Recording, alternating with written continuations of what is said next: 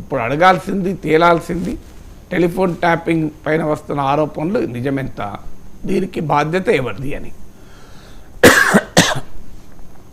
Right sir. ఇక TPCC చీఫ్గా బాధ్యతలు చేపట్టిన తర్వాత రేవంత్ రెడ్డి కాంగ్రెస్ పార్టీని అధికారంలోకి తీసుకురావడంలో ఆయన చాలా కీలక పాత్ర పోషించారు, చాలా అగ్రెసివ్గా ఉంటూ. గతంలో అంతర్గత కుంబులాటలు అవి ఉండేవి, ఆ తర్వాత అంతా కూడా కూల్ చేసి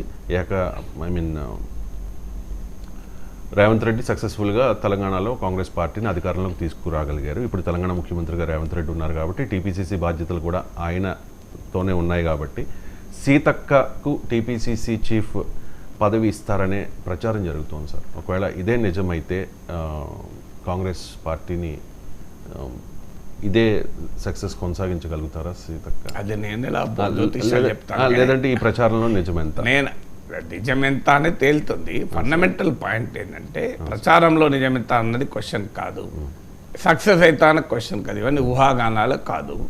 ఫండమెంటల్ పాయింట్ పిసిసి అధ్యక్షులు రకరకాల పేర్లు, వాటి వెనకాలన్న వ్యూహాలేంటి, అది ప్రశ్న.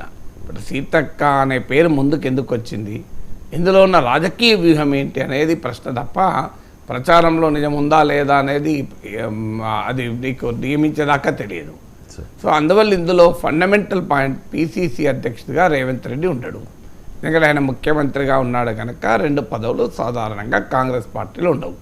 అది ఏమైనా ఎక్సెప్షన్ ఉంటే రాహుల్ గాంధీకి ఉంటుంది తప్ప ఇంకెవరికి ఆ ఎక్సెప్షన్ ఉండే అవకాశమే లేదు. సో అందువల్ల అయితే పార్లమెంట్ ఎన్నికలున్న నేపథ్యంలో రేవంత్ రెడ్డిని పిసిసి అధ్యక్షుడిగా కొనసాగించారు. అందువల్ల ఇప్పుడు రేవంత్ రెడ్డి ప్లేస్లో ఇంకొకరిని పిసిసి అధ్యక్షుడిగా చేయాల్సిందే. ఎవరిని చేయాలి అన్నప్పుడు మొదటి క్వశ్చన్ తేలాల్సింది, రేవంత్ రెడ్డి అనుకూలుని పెడతారా, రేవంత్ రెడ్డి వ్యతిరేకుని పెడతారా, రేవంత్ రెడ్డితో వర్కింగ్ రిలేషన్షిప్ అటు అనుకూలుడు కాదు, రేవంత్ వర్గము కాదు, అలాగే రేవంత్కు పోటీ కాదు, రేవంత్తో కలిసి పనిచేయగలిగేటువంటి నాయకుని పెడతారా, ఇది మొదటిగా తేలాల్సిన అంశం. ఎందుకంటే ముఖ్యమంత్రిగా రేవంత్ రెడ్డి ఉన్నాడు కనుక ఆయనకు కంఫర్ట్ జోన్లో ఉండే పిసిసిని పెడతారా, ఆయనకు పక్కలో బలమయ్యే పిసిసిని పెడతారా, ఇవన్నీ కూడా మనకు తేలాలి. ఎందుకంటే కాంగ్రెస్ పార్టీకి బాగా బలమున్న రోజుల్లో కాంగ్రెస్ పార్టీ ముఖ్యమంత్రులకు పోటీగా ఉండే వాళ్ళను పిసిసిలుగా పెట్టేవాళ్ళు. రాజశేఖర్ రెడ్డి లాంటి అత్యంత శక్తివంతుడైన నాయకుడు ముఖ్యమంత్రిగా ఉన్నా పిసిసిగా డి శ్రీనివాస్ని పెట్టారు ఎన్నికలకు ముందు. అంటే బ్యాలెన్స్ చేయాలనో లేదా హైకమాండ్ ఎవరిని కట్టడి చేయడమో, హైకమాండ్ ఒక నాయకుడికి పూర్తిగా అధికారం ఇవ్వకూడదనో, ఇలా రకరకాల ఉద్దేశాలు. కానీ ఆ రోజు కాంగ్రెస్ దేశంలో అధికారంలో ఉంది. ఆ పరిస్థితి ఇప్పుడు లేదు కాంగ్రెస్ పార్టీకి. ఎందుకంటే కాంగ్రెస్ అధిష్టానమే బలహీనపడ్డది కనుక కాంగ్రెస్ పార్టీ ముఖ్యమంత్రుల పట్ల ఎలా వైఖరి ఉంటుంది అనేది ఇప్పుడు ఆలోచించాలి. అందువల్ల రేవంత్ రెడ్డికి వ్యతిరేక వర్గం వాళ్ళను పెడితే ఫలానా వాళ్ళు వస్తారు అని పేర్లు ముందుకు వస్తాయి. అనుకూల వర్గం వస్తే సీతక్క పేరు నెంబర్ 1 ఉంటుంది. ఎందుకంటే అందరికీ తెలుసు సీతక్క రేవంత్ రెడ్డితో పాటు తెలుగుదేశం నుంచి కాంగ్రెస్కి వచ్చారు. రేవంత్ రెడ్డికి బలమైన సమర్థకురాలు. అందువల్ల రేవంత్ రెడ్డి ఒకే ఫుల్ హ్యాండ్ ఉండి అనుకూల వర్గంలో నుంచే పిసిసి పెట్టాలి అని అనుకుంటే I think the first priority goes to Seethakka. ఇది తేలాలి అంటే పార్లమెంట్ ఎన్నికలు తేలాలి. ఎందుకంటే పార్లమెంట్ ఎన్నికల్లో కనుక రేవంత్ రెడ్డి మంచి విజయాన్ని సాధిస్తే ఇప్పుడు 12 సీట్లు 13, 14 సీట్లు తెచ్చుకున్నారనుకోండి, 100% రేవంత్ రెడ్డి చెప్పిన వ్యక్తే పిసిసి అవుతారు. ఇక అలా కాకపోతే అతనితో వర్కింగ్ రిలేషన్షిప్ ఉన్నవాళ్ళు, వ్యతిరేకులు కరీలా రకరకాల ఫ్యాక్టర్స్ మొదలు తేలాలి. రెండవది తేలాల్సిందంటే సోషల్ కాంబినేషన్. ఆల్రెడీ ముఖ్యమంత్రిగా రెడ్డి ఉన్నాడు, ఉప ముఖ్యమంత్రిగా బట్టి విక్రమార్క ఎస్సీ ఉన్నాడు. సో ఇప్పుడు అందులో కూడా ఎస్సీ మాల. మీకు పిసిసి అనేది 3వ అతిపెద్ద పదవి. ప్రభుత్వము అధికారంలో ఉంది కాంగ్రెస్ పార్టీ కనుక. సో అధికారంలో ఉన్న కాంగ్రెస్ పార్టీకి ముఖ్యమంత్రి, ఉప ముఖ్యమంత్రి, పిసిసి అధ్యక్షులే ప్రధానమైన వాళ్ళుగా ఉంటారు. ఆ ముగ్గురులో ఇప్పుడు ఒక రెడ్డి ఉన్నాడు, ఒక ఎస్సీ మాల ఉన్నారు కనుక ఈ సోషల్ కాంబినేషన్లో ఎవరు రావచ్చు అనేది. సంపత్ మాదిగ వర్గానికి ఇవ్వాలి, ఎందుకంటే మాదిగలకు సరిగా గుర్తింపు లేదు. డిప్యూటీ చీఫ్ మినిస్టర్ మాలనే, మీకు స్పీకర్ మాలనే, అలాగే నాగర్ కర్నూలు, పెద్దపల్లి లాంటి సీట్లు మాలలకి ఇచ్చారు. 3 ఎస్సీల్లో 2 మాలలకు ఇచ్చారు. ఆ ఒక్కటి కూడా ఉపకులాలకు ఇచ్చారు.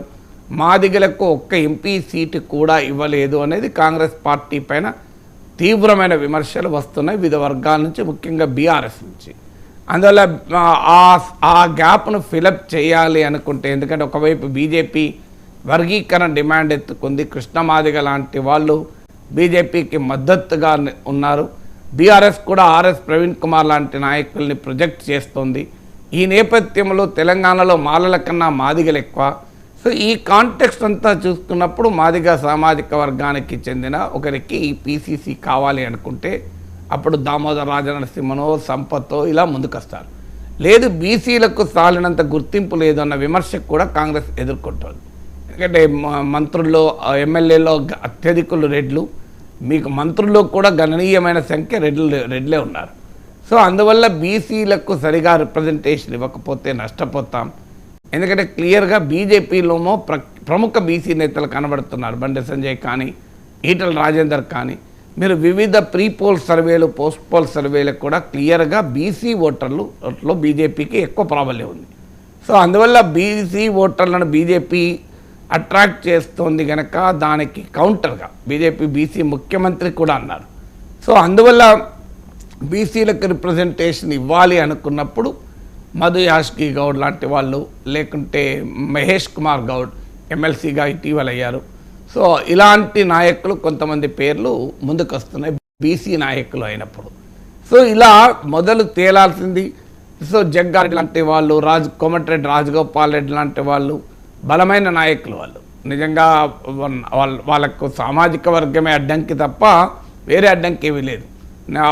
కానీ రేవంత్ రెడ్డి సీఎంగా ఉండగా పీసీసీ అధ్యక్షుడు కూడా మరో రెడ్డినే పెడతారని అనుకోను.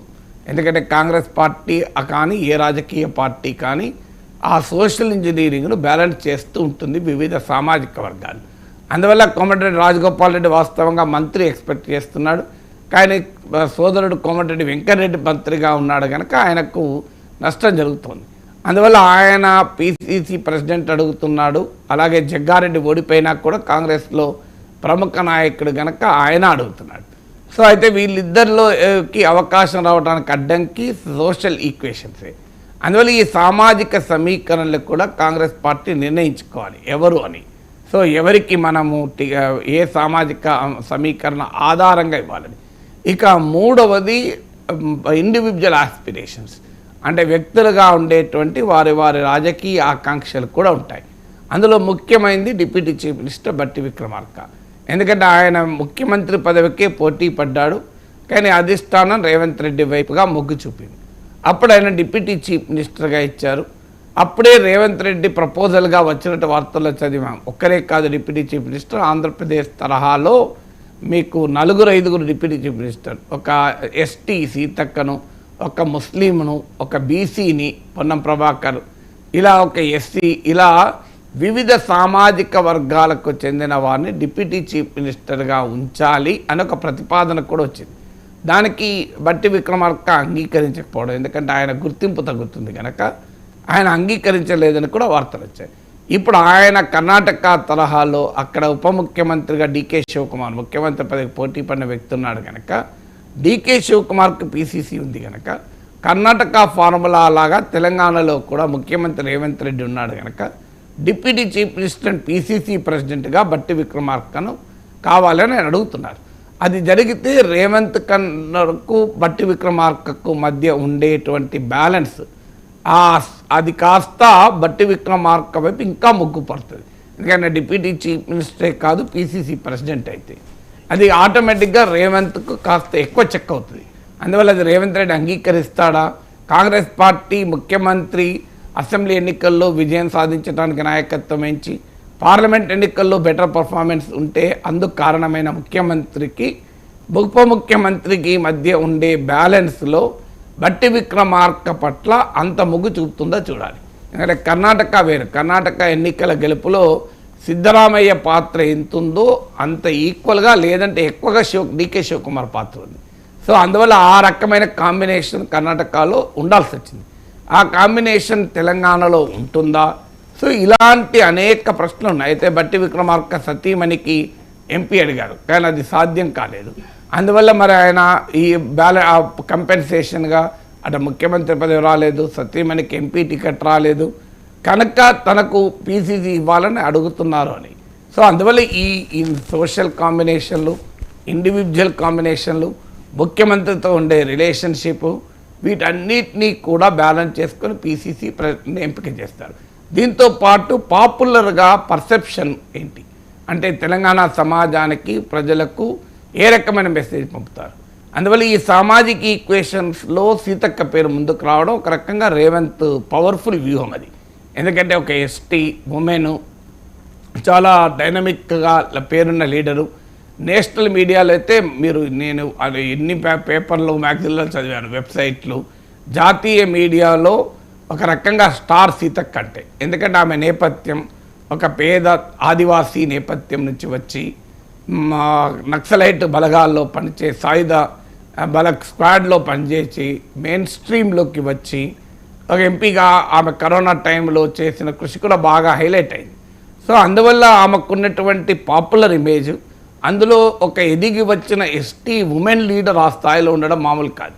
మీకు దేశం మొత్తం మీద కూడా అలాంటి నాయకులు దొరకడం కూడా చాలా అరుదు. మీకు బాబు జగజీవన్ రామ్ కూతురు కనుక లోక్సభకు స్పీకర్ కాగలిగారు, మీరా కుమార్ లాంటి వాళ్ళు. సో అందువల్ల ఏదైనా ఫ్యామిలీ నేపథ్యం ఉంటే ఇలాంటి అణగారిన వర్గాల నేపథ్యం ఉన్న వాళ్ళు రాగలరు.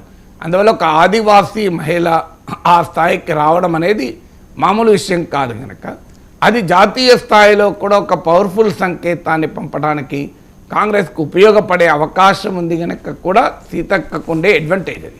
అందువల్ల రేవంత్ రెడ్డితో ఉండే పొలిటికల్ ఈక్వేషన్ కన్నా కూడా ఆమెకు ఉండేటువంటి అడ్వాంటేజ్ ఎస్టీ ఉమెన్ అని. ఎందుకంటే సామాజిక కాంబినేషన్లు చూసినా ఇప్పుడు నేను చెప్పిన రెండు అంశాల్లో రెండు కలుస్తాయి. ముఖ్యమంత్రితో ఉండేటువంటి రిలేషన్షిప్ ఇబ్బంది ఉండదు, పొలిటికల్గా ఇద్దరు మధ్య బెటర్ రిలేషన్స్ ఉన్నాయి కనుక ఆ సమస్య ఇక్కడ ఉండదు. ముఖ్యమంత్రికి పక్కలో బల్లవయ్యే స్కోపే లేదు, ఎందుకంటే రేవంత్ వర్గకు అనుకూలమైనటువంటి నాయకురాలుగానే ఆమెకు పేరు. సో అందులో సోషల్ ఈక్వేషన్ కూడా కలిసి వస్తుంది. సామాజికంగా చూసినా బీసీ, ఎస్సీ, మైనారిటీ, వీటికన్నా ఎస్టీ, ఆదివాసీ, ఉమెన్ ఇన్ని కాంబినేషన్లు కలిశాక ఆమెకుండే అడ్వాంటేజ్ ఆమెకు ఉంటుంది. బట్ ఆమె మరి అధిష్టానం ఏ ఫార్ములాని ఎంచుకుంటుందో చూడాలి. Right sir.